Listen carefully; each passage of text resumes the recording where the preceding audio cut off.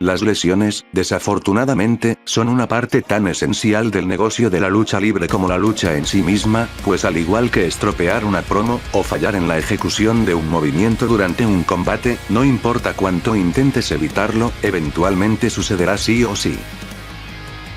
De hecho, ya nos resultará más que familiar aquella distintiva seña con los brazos en forma de X que hacen los árbitros frente a estas situaciones, así como nos es común presenciar cómo estas ocurren por cuestiones como una mala caída, un golpe mal calculado, o por el cúmulo de impactos recibidos que terminan debilitando un área específica del cuerpo hasta que ésta finalmente acaba cediendo. Sin embargo, en esta ocasión nos alejaremos de los métodos más comunes, y en cambio daremos un viaje a través de algunas de las formas más inusuales en que estas lesiones han logrado manifestarse. Sin mucho más que decir, les saluda una vez más Rockster 0112, y así damos inicio a este video.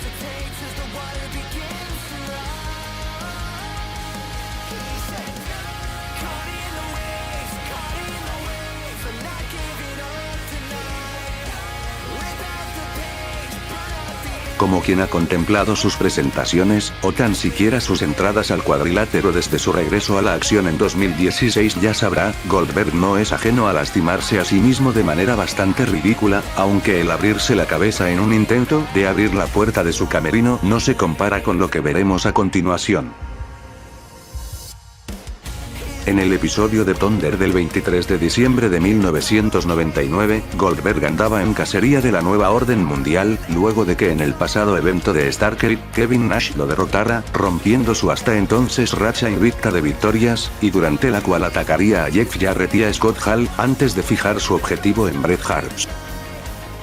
Sin embargo, antes de que pudiera poner sus manos sobre el Hitman, este lograría escapar en una limusina, por lo que frustrado, Goldberg decidiría desahogar su ira en otra, que aún estaba en el estacionamiento. Si bien el plan original para este segmento era que utilizara un pequeño tubo para llevar a cabo la destrucción, por alguna razón decidió soltar el objeto luego de romper la primera ventana, procediendo a romper las siguientes con sus propios puños.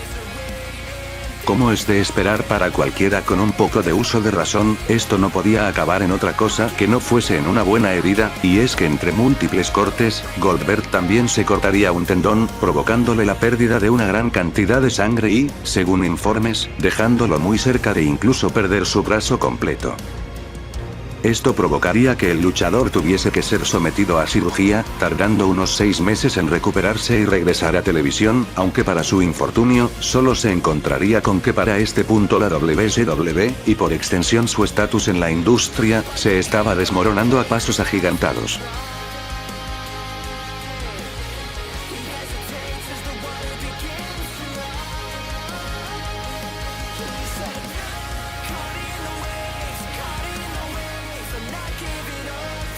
Para el primer evento de Over the Limit el 23 de mayo de 2010, Randy Orton, quien tenía poco tiempo de haber cambiado a face tras su feudo contra sus ex compañeros del legado, se enfrentaba a su también alguna vez compañero de equipo, Edge, quien recién había hecho el que sería su último y bastante breve cambio a rudo tras ser traspasado a Raw, una cuestión que provocaría cierto grado de confusión a los fanáticos bajo la suposición de tener que apoyar al que hasta hace poco era el rudo con mayor G de la empresa, y tener que abuchear al que desde su regreso, y hasta hacía tan solo pocas semanas atrás, se había convertido en posiblemente el luchador más querido.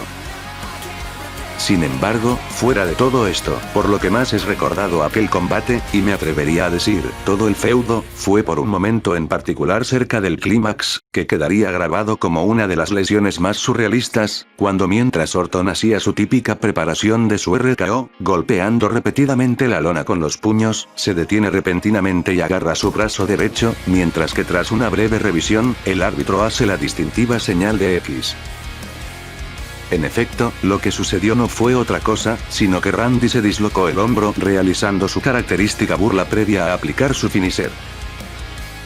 Según se sabría luego, el luchador ya venía con aquel brazo resentido tras una lucha en un house show días atrás en la que junto a John Cena, se enfrentó a Sheamus y Batista, y tal parece que tras esto su hombro terminaría cediendo con algo tan aparentemente insignificante.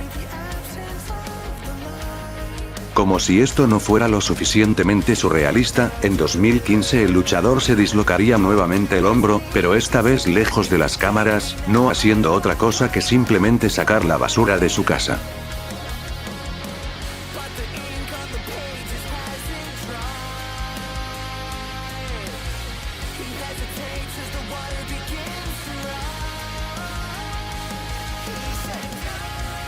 Bajo su personaje del genérico, Sami Zayn fue uno de los luchadores independientes más populares del mundo durante muchos años, y cuando finalmente se unió a WWE, de inmediato tuvo un gran impacto en NXT, convirtiéndose en uno de los más queridos de la marca, y en el underdog por excelencia, sobre todo tras su lucha contra Cesaro, que lo catapultaría a un feudo contra el entonces campeón máximo de la marca, Adrian Neville, hasta que eventualmente se haría con el campeonato mismo.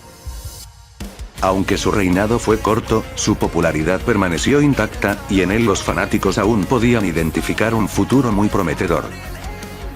Es con esta premisa que finalmente nos trasladamos al episodio de Raw del 4 de mayo del 2015 desde Montreal, cuando tras el entonces campeón estadounidense, John Cena lanzara un reto abierto por el título. Este sería aceptado por Bret Hart, pero no para sí mismo, sino para Sami, quien bajo un enorme vitoreo de su ciudad natal, saldría más que eufórico levantando los brazos de manera festiva, y, en el que sería el repentino giro de tuerca de esta historia, rasgándose el manguito rotador de uno de sus brazos durante esta prematura celebración.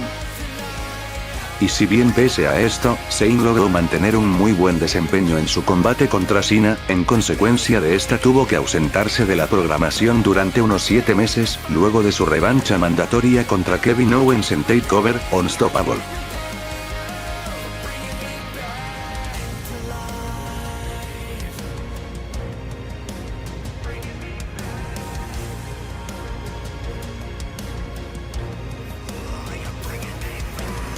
Cualquiera que haya curioseado un poco a través de las historias de las lesiones en el wrestling, seguramente se habrá topado con este caso y no es de menos, pues nos referimos a uno de los más peculiares, vividos por nadie más que una de las figuras más importantes del wrestling ultraviolento, Mick Foley. Para esta, nos remontamos al año de 1994, en un show de WCW en Alemania, donde el denominado Cactus Jack se enfrentó contra Vader. El punto clave de esta anécdota está en las cuerdas del cuadrilátero, pues mientras por ejemplo en WWE, para ese entonces y hasta la actualidad se usan cuerdas reales, en WCW lo que se utilizaban eran cables de acero cubiertos de goma.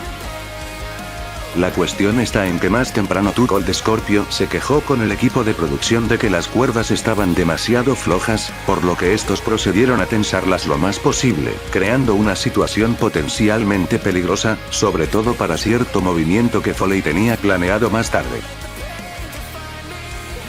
Y es que en un momento en particular de su lucha, se suponía que Mick intentaría arremeter contra Vader, sin embargo este se apartaría por lo que Foley continuaría de largo hacia las cuerdas, dando una vuelta entre la segunda y la tercera que lo dejaría atrapado por el cuello.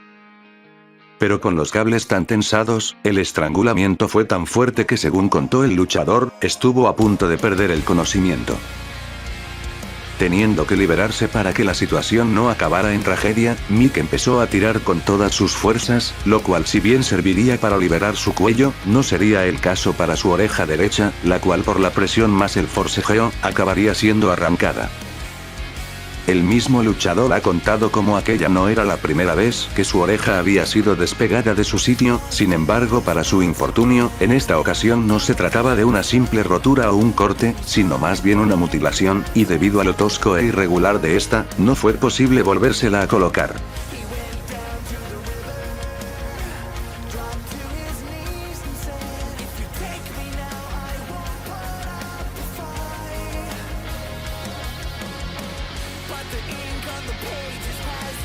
André el Gigante era un hombre con el cual las reglas normales de la vida simplemente no se aplicaban. Con sus 2 metros y 24 centímetros de alto, y más de 500 libras de peso a causa de su acromegalia, el hombre requería 2 asientos cada vez que viajaba en avión, y las cantidades de alcohol que solía meter en su cuerpo se consideran hazañas casi legendarias. Pero aunque el tamaño del gran André era más que impresionante a la vista y fue lo que le otorgó su enorme fama, también le hizo la vida increíblemente difícil.